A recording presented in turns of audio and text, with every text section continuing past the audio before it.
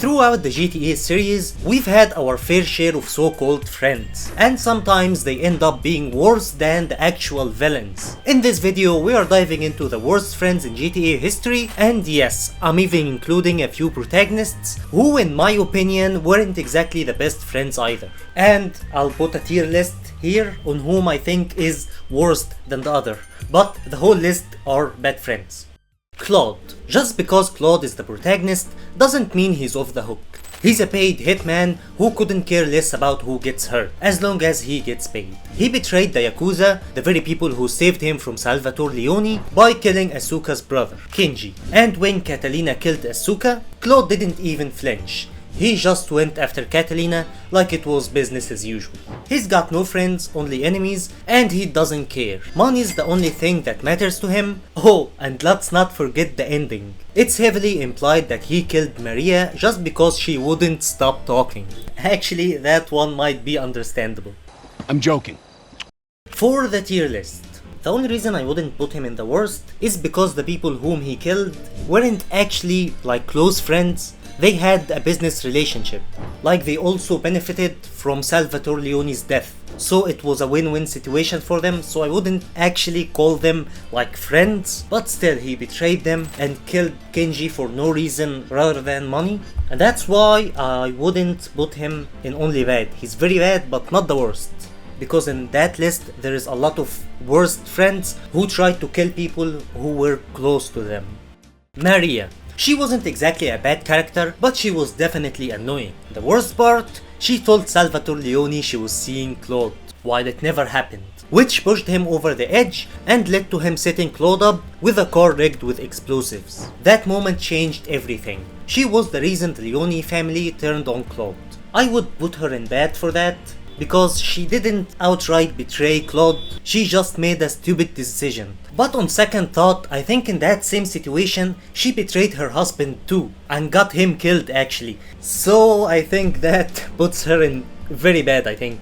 Or maybe the worst? I don't actually know, it depends on whether Salvatore was a good husband or not. So I'm not really sure to put her in very bad or the worst, to be honest. Yeah, I put her in the worst because she killed her husband.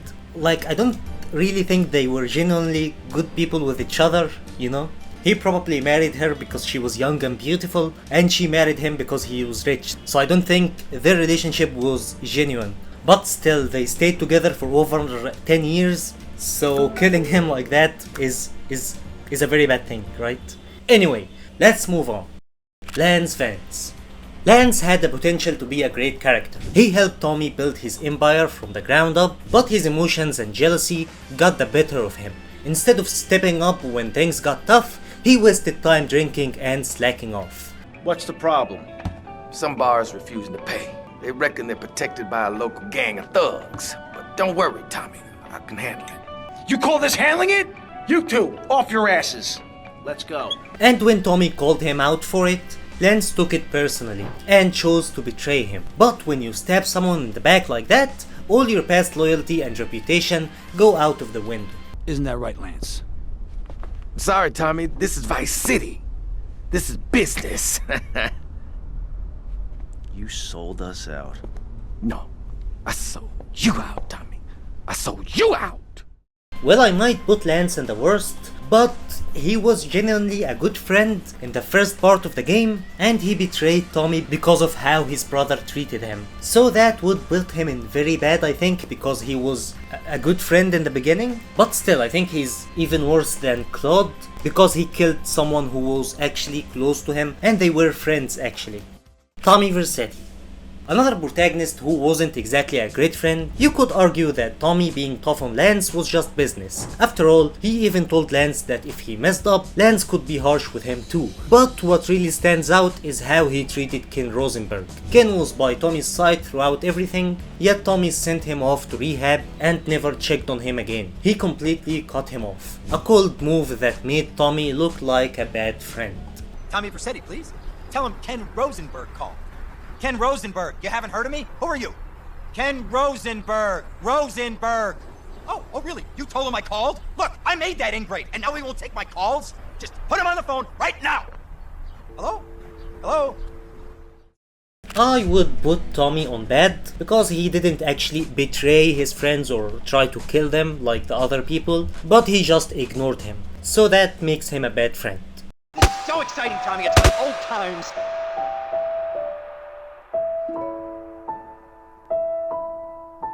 Who the fuck is Tommy? Stop. If you like the video so far, don't forget to hit the like and subscribe and actually do it, okay? That's not something that I'm just saying each video. Please, just do it because it helps me make more videos like this one and helps the video reach more people. Shout out to Spidey, the only member of the channel, which is a support that helps me a lot in making the content. Thank you all for watching and let's continue. OG Loke. You phony! Man, you can't prove nothing! Hey, Jeffrey, you a buster. Straight bitch. You stabbed me and my brother in the back. Man, I'm an artist. We all make mistakes. Ain't that right, Alki? You ain't no artist. He might have seemed harmless, but he was more of a manipulator and a fraud. OG Loke used CJ to boost his own career, stealing a Mad Dog's rhyme book and riding that success like it was his own. He took advantage of everyone around him just to become a so-called rapper. And when it came down to loyalty, he sided with Big Smoke, the one with powerful allies, and completely turned his back on CJ, the very person who helped him rise. A terrible friend and an even worse rapper. I spit it hotter than anybody in the world could do. That It's shit like sucks. Damn. Damn, my shit was whack. But just because he didn't try to kill anyone, I will just put him in bad. The dude was just selfish. But I would put him in even better than Tommy, to be honest, because he sided with the enemies. That's something that Tommy didn't do. Big Smoke and Ryder. It's no surprise these two made the list. They were CJ and Sweet's closest friends and high-ranking members of the Grove Street families. Their betrayal wasn't driven by ideology or pressure, just pure greed. Smoke was the mastermind, and Ryder followed along. Smoke even went as far as setting up Sweet, his childhood friend, to be killed by the Bolas, simply because Sweet wouldn't go along with his vision, which led to the death of Sweet and CJ's mother. Every mission Smoke gave you served his interests, not the Grove's. He didn't care about the family, he just wanted power and money. Even during the infamous drive-by, while the crew was risking their lives, Smoke was too busy stuffing his face with food. Wouldn't be surprising if he orchestrated the hit too. So I would put Smoke in the worst, along with Ryder. Yeah, like that because Big Smoke is the mastermind. But why are they the worst? It's because they betrayed their childhood friends. And not just a betrayal, their childhood friend's mother got killed because of them. And they wouldn't even stop there. They tried to carry on with their betrayal while acting as friends. So they are the worst friends you could have. Vincenzo. A capo in the Leone family, a high-ranking position, yet somehow he was jealous of Tony, smug, arrogant and constantly pelting Tony Cipriani like he was nothing more than an errand boy, despite Tony's fearsome reputation. The game wanted you to hate him, and they made it easy. One of the most ridiculous moments, he caught calling his mom while getting a blowjob from a prostitute, something that disgusted Tony to no end. I'll put him in very bad because he actually tried to kill Tony Cipriani, but they weren't actually close friends, so that wouldn't put him in the worst. But I'll put him here, in the middle, because he tried to kill a member of his own family, but not as bad as Lance because Lance tried to kill a friend of his. Salvatore Leone. A man who seriously underappreciated Tony Cipriani. At the start of Liberty City stories, Tony is treated like a low-ranking grunt, despite the fact that he killed a made man for Salvatore before the events of the game, and had to go into hiding because of it. Even after Tony returns, he proves himself time and time again, helping Sal regain control over the city. And how does Salvatore reward him? By paying him $500,000 instead of the $2 million he promised. It became painfully clear that Salvatore was just using him. And strangely enough, Tony seems totally okay with it. So I would put him in bad, because he didn't outright betray Tony. He was just using him. But I think I'll put him here, between them actually, because he didn't simply ignore his friend just like Tommy did. No, he was using him and giving him promises that he didn't keep. Dimitri Rascalov. Probably the worst betrayal in GTA history. Dimitri pretended to be Niko's friend, all while fueling his hatred toward Faustin, his own best friend. He manipulated Niko into killing Faustin, then immediately turned around and sold him out to Bulgarin, a dangerous man from Niko's past who now wants him dead. And just when you think things couldn't get worse, they do. If you make the mistake of trusting Dimitri again at the end of the game, a truly foolish move, he sends a hitman after Niko. But instead of Niko, Roman gets killed. Dimitri doesn't stop there either. He even betrays Pagarino, his own ally, just to climb higher. He backstabs everyone he knows, without a shred of loyalty. If there is one character in GTA who should never be given a second chance, it's Dimitri Rascalov. You're a strange man.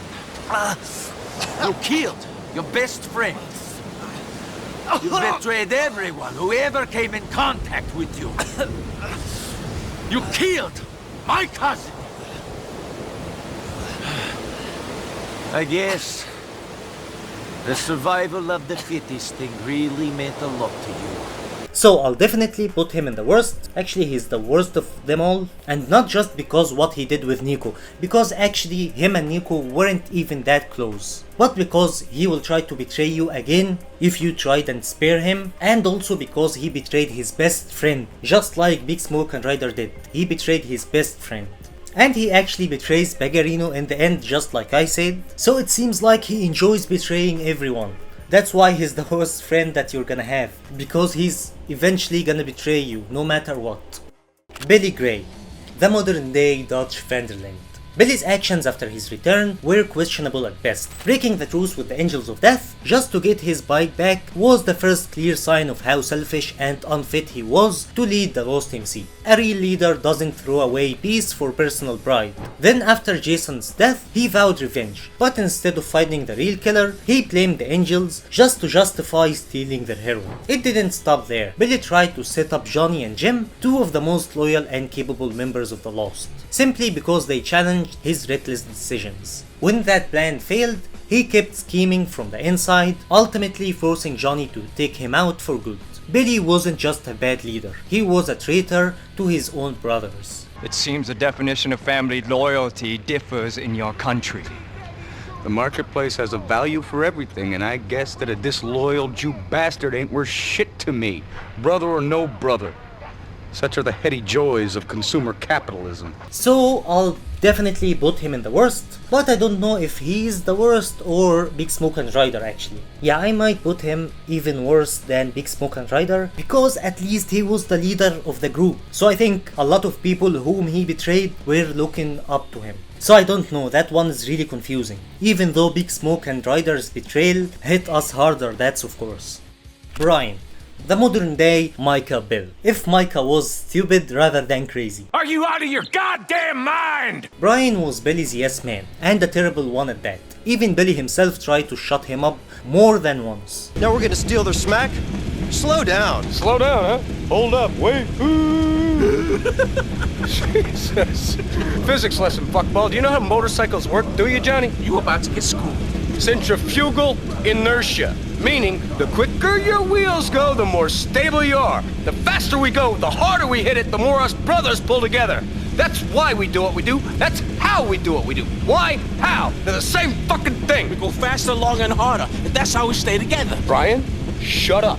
Brian blindly followed every order without thinking. Some might call it loyalty, but let's be real, it was pure stupidity. No matter how reckless or selfish Billy got, Brian never questioned it. He just defended him and lashed out at anyone who disagreed.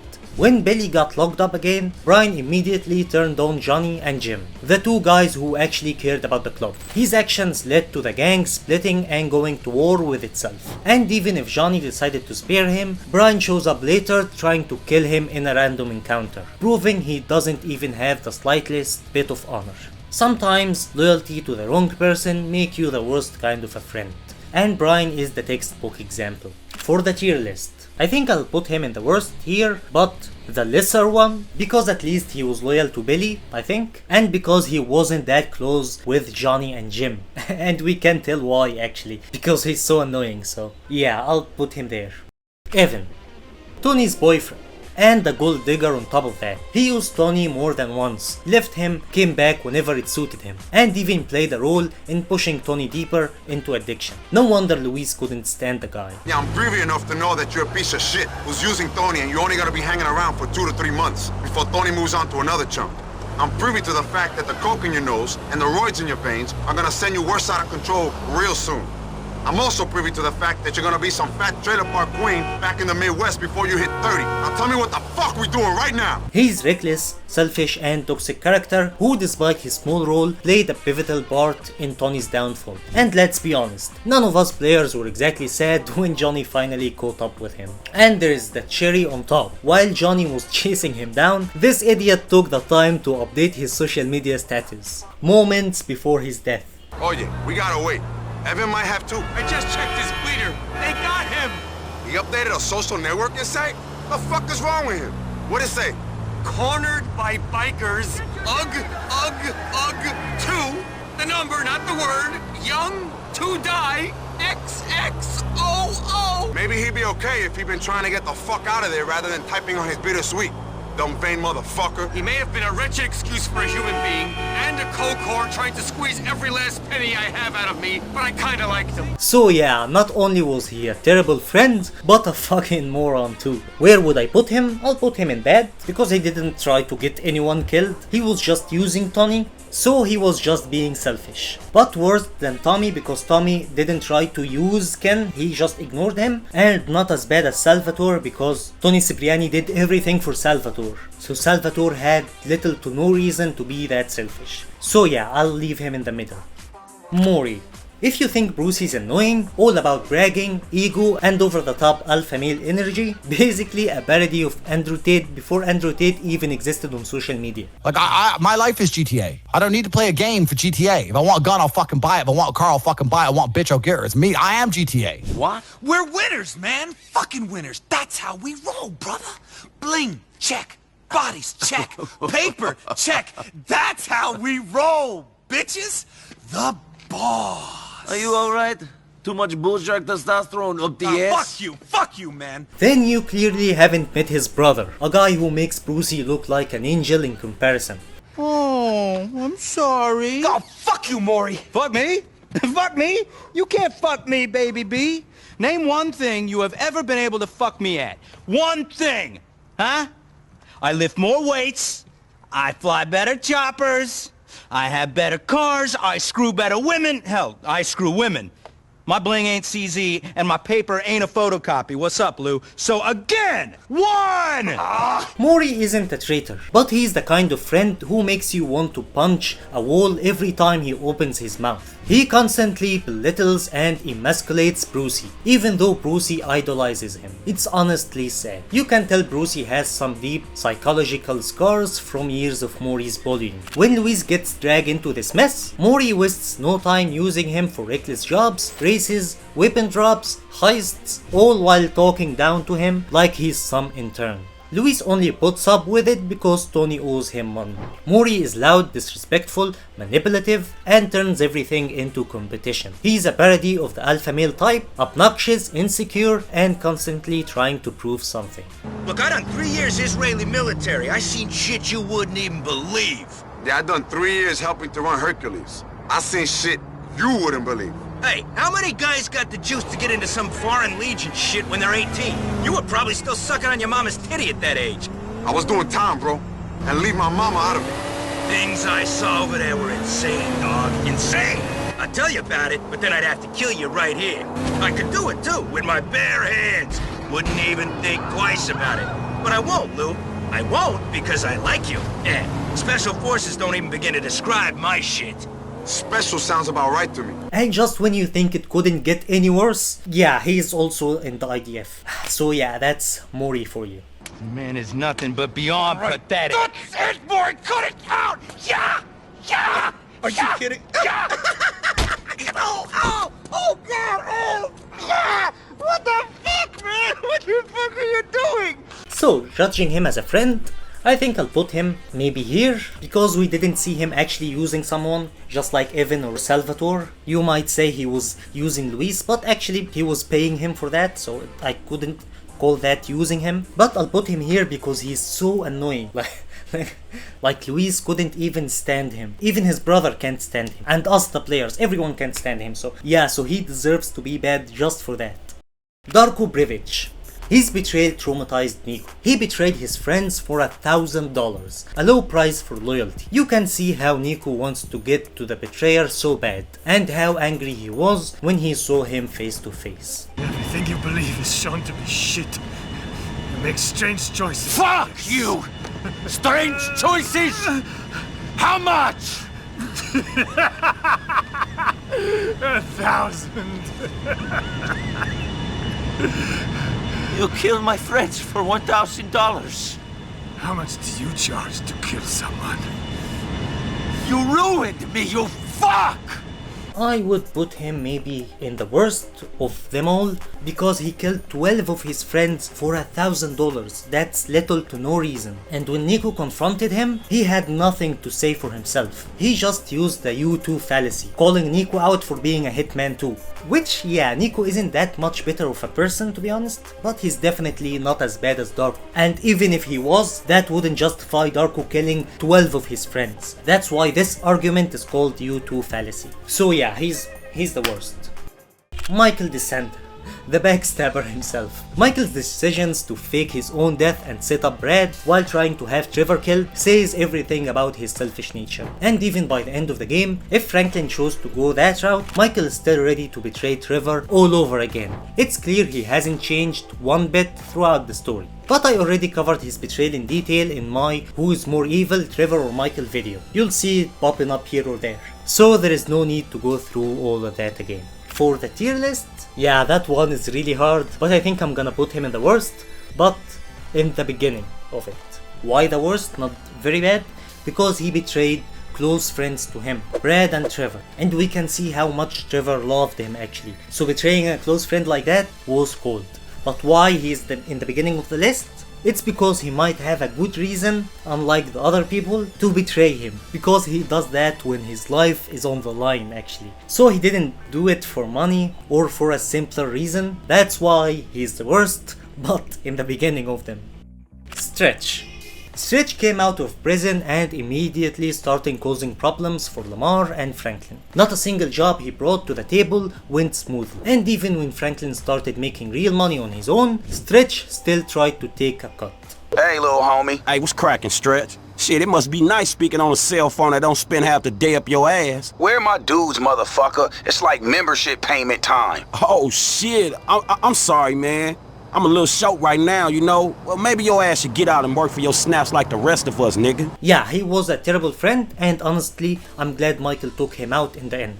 I just wish Rockstar had expanded his storyline a bit more, because it felt underdeveloped, and a lot of the details only became clear if you happen to call him after certain missions. I would put him in very bad, because I don't think he was that close with Franklin or Lamar, but he's the worst in that list because he knew them for a long time and he tried to betray them again and again and again, and even tried to take money from Franklin for actually no reason. He did nothing to deserve that money.